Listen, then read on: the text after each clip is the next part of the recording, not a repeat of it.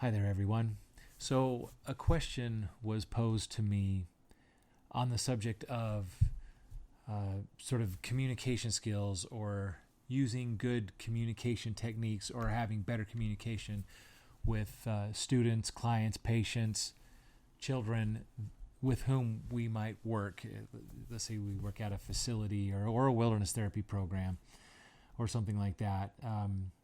A friend of mine noticed that his way of working with some of the clients was such that he got more positive responses typically than maybe other people when he's trying to communicate with clients.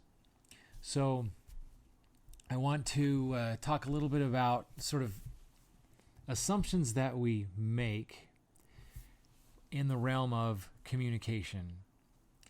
So, as an adult, when I work with a child, much more is going on than my communication with them. So, I'm going to give a couple of examples, and then I'm going to see if I can, break them down a little bit.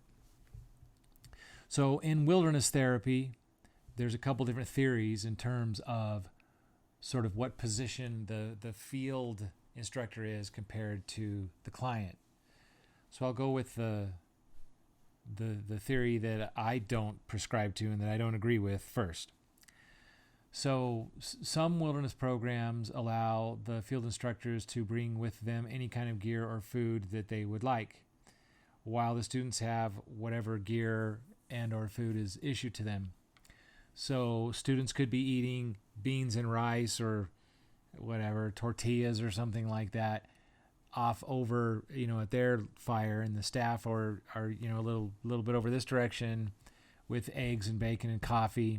Those are three things I specifically heard about, or at least something different. Certainly something that in all likelihood is going to be better if that's what the staff wanted to have out there as opposed to what the students have. And then I've heard with my own ears, and I've also heard people tell the story of them interacting with students basically like this. So the student says, "Why do you guys get to, cook bacon over there and coffee? What's up with that?" And so the monologue basically comes out like this. "Look, I am a staff here, you're a student. You and I have made different kinds of sets of choices. I'm here for different reasons than you are. I'm here to work here. It's a job that I have, and I've made choices in my life this is the job that I have. You've made the kind of choices that have made it to where you're a student here. So I've made different choices than you are. I get to have different things. You get to have the sorts of things that I have when you make the kind of choices that get you into the place I am. So there you go. I'm going to drink coffee and eat eggs and bacon. You eat that over there because that's just the way it is right now. This is what you learn. You got your choices and your consequences. Consequences of my choices is I get to have whatever I want here. Now, and by the way I just did it tends to sound far more respectful actually than how it usually comes across. So, there's theories embedded into what I just described. It's not just an interaction between a student who has a question and then this staff's answer. There's theories behind everything we do. Anytime we interact with a student in our care, with a child in our care, if we're a teacher, with an academic student in our care, it's because of beliefs that we hold. It's because of theories that we believe or adhere to. We may not know that they're theories, but we're sort of just going along with them nonetheless. So this theory that among others that was articulated basically is, look, because of my choices, which are better than the choices you've made, I'm just sort of fundamentally different than you. And you can be fundamentally as good as I am someday, depending on your choices. Now, that doesn't sound too unreasonable, But in my opinion, it's completely and utterly and fundamentally wrong to claim that I am somehow better than somebody else, or that I deserve something more than somebody else deserves fundamentally as a human, because I have made different choices than them, or because I am a little bit older than them, or what have you, has a lot of things that could be wrong to it. What if, of really bad choices that could be made, I've made worse ones than they've made in their life? Maybe not illegal ones, but maybe morally far worse choices. That's not part of the discussion. What if my life has been a cakewalk compared to that kid's life? And it's been easy for me to make the sort of choices that I've made compared to the choices in terms of how difficult or easy they've been for that child to make their choices. That's not brought up in the conversation of, hey, look, if you just made the kind of choices I made, you'd be where I am. It's sarcastic. It is shallow. It is sort of treating something at its very surface. When an adolescent child senses injustices, and right now in this day and age, by the way, injustice is a huge deal. Everybody is jumping on board with the injustices that are going on. But adolescents notice an injustice because they're a student at a rehab of some kind, and we don't care. You young kid just need to suck it up. That's just what's going on. It might not be an injustice necessarily, but it doesn't mean they don't perceive it as an injustice. They don't understand. They don't understand. I don't get it. I'm over here eating beans and rice. You're out here in the wilderness with me, and you're eating eggs and bacon. So I'm claiming that I'm very different than them. Now here's another example.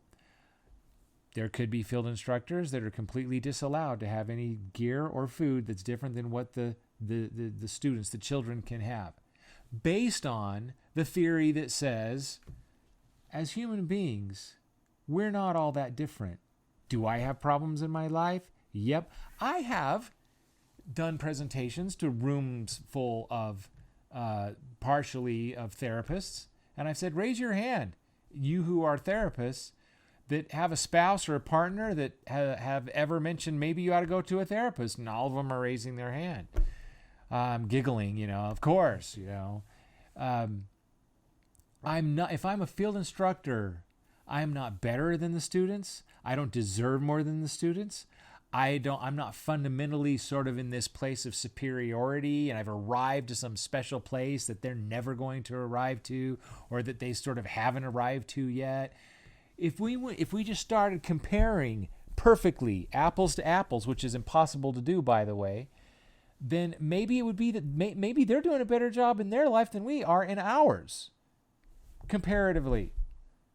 Maybe, maybe I'm a married field staff and I'm out there, it's the kind of job that I enjoy, being outside and being able to sort of, boss kids around. And my marriage is kind of on the rocks because I sort of boss my own kids around. And, I'm not very respectful to my wife. And I could just start going through a list of problems that I could have as a grown man, working out in the wilderness with teenagers, claiming that I am so far better down the road than they are. Or I can believe and adhere to the idea that perhaps humility is required of me because I don't understand everything about that kid's life. And maybe they're working pretty hard. And maybe my job is to walk alongside them as opposed to pretending like I'm walking in front of them, pulling them, or that I'm walking behind them, kind of, pushing them, or that I'm demanding that they follow me. No, I'm just walking. And in my way of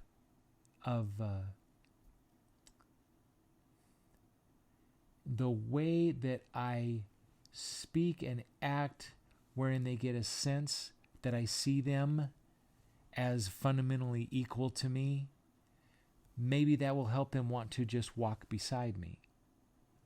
I have seen both of these approaches, and the reactions that staff get out of students is ridiculously different. I'm the executive director of a program. I've run programs for 30 years. I have done staff training and all these sorts of things longer than the staff that are working with the adolescents have been alive. When I go visit the field and talk to adolescent kids, and it goes around to me talking about myself, I don't say, well, you all just need to listen to me because I got a really lot of important things to say. I'm your grandparents' age in some cases, and certainly your parents' age, and I'm the age of parents of the staff members out here. So listen to what I got to say. No, I never say that. I say, look, I have problems too, and I'm working on them. We're all in this together. It shocks adolescent kids when grown-ups say that kind of thing. In their brains, they can either think, I'm going to resist this person. I really need to resist this person. And they feel it like a need to resist them, by the way. Or resent. Or, well, that's kind of surprising. I wonder, why would they say something like that? You don't hear adults talk like that very often. That's kind of weird.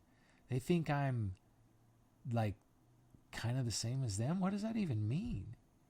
And then their little wheels are turning, They may even ask a question. I cannot even remember. I have forgotten more than I can remember the amounts of questions that kids begin to ask me once I establish with them that I don't think I'm any better than them. Okay, so that's one aspect to the two examples that I just gave. So another aspect is, if I am the sort of person that thinks I need to be respected because I am an elder compared to somebody else who is the person who needs to respect me, then what I'm assuming is, regardless of my values, choices, character, comportment, the fact that I'm older than you means you need to respect me. As an elder person, or a person who's getting a little bit older in his life, my response to that is, that's just stupid. I think it's unfounded in reality. I do think that in a society, it's good for younger people to be respectful of everyone, including their elders. But I do not agree with, therapists, teachers, principals, people in authority, coaches, by virtue of being an authority figure means, well, these kids need to respect you. That's just the way it ought to be. All kinds of various consequences come at kids when they act disrespectful to adults. And there is no calculation, there's no study done that I know of wherein we try to figure out if the adults deserve any respect other than being good at demanding it, or that they have an education, or that they're in a position of authority like a teacher.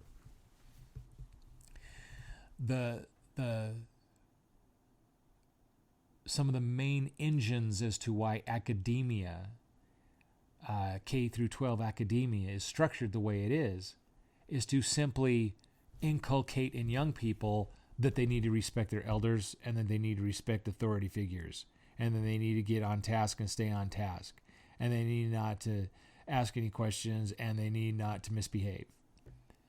Maybe it's okay to ask questions, because that would show that people are doing a good job as teachers if they can get kids to ask questions.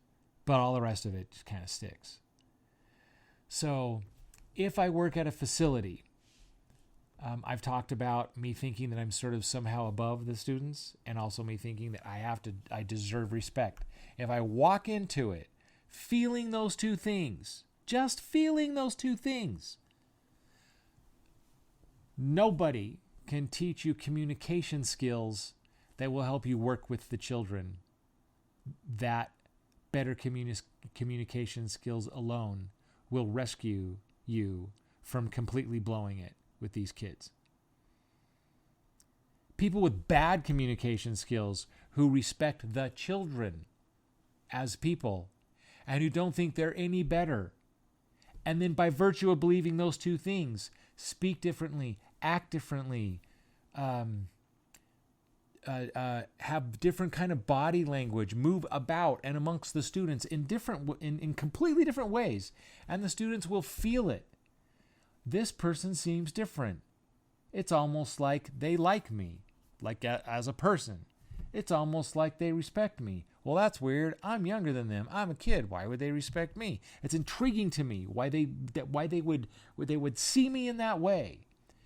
You can get so much farther with your relationship with a child than with your ability to consequence them, control them, kind of get them to obey the rules.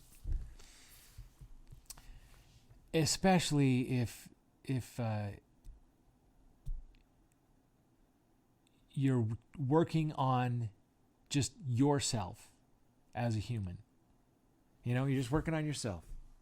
You go into this into this helping others arena, especially young people, with this attitude, I'm just working on myself too. If a kid, hey, can I, get into the refrigerator? Let's say the rules at 10 o'clock, you can't open the refrigerator anymore. It's like 10:04. Hey, can I get into the refrigerator, to get a glass of milk? Wow, we got some options. Okay, let's talk about options wherein I see myself in sort of this elevated way. Okay, the picture that I painted. Nope, it's against the rules. You know the rules. I've explained the rules several times. You know what the rules are. The rules are 10 o'clock. You knew 5 minutes ago, when it was 9:59, that I wasn't going to let you into the refrigerator 10 o'clock to get a glass of milk. Now it's 10:04 and you're asking for a glass of milk. What's your problem? No, you can't. You know that. You can't. Okay, well now the content of what I'm saying may not be too far off. Obviously my attitude is far off. And maybe the content is kind of stupid too. I don't know. Are there bigger fish to fry than 4 minutes? I don't know. That would be a question for, maybe people who are running their particular facility. Well, here's another thought. Man, oh gosh. Let's do this. Tomorrow, I'm gonna set my alarm. Tomorrow at 9:45, when my alarm goes off, I guess I'm looking at my wrist like it's a watch. I'm gonna set an alarm on my phone. When my alarm goes off, I'm going to let you know so that we can get in front of this and you can get a glass of milk before 10 o'clock. I apologize that it's worked out this way tonight. It's the policy and the rules are what they are, but I don't want to just say, too bad on you. Let's fix this for tomorrow so that we don't run into this again. I don't mind you having a glass of milk at night, man. So let's just make it happen tomorrow. Okay. So on the one hand, I didn't let him have milk because it's 10:04. And on the other hand, I didn't let him have milk because it's 10:04. Do you think there was a difference in how I responded to him, even though I didn't get the milk? And I've also interjected the idea that perhaps there's bigger fish to fry than the 4 minutes.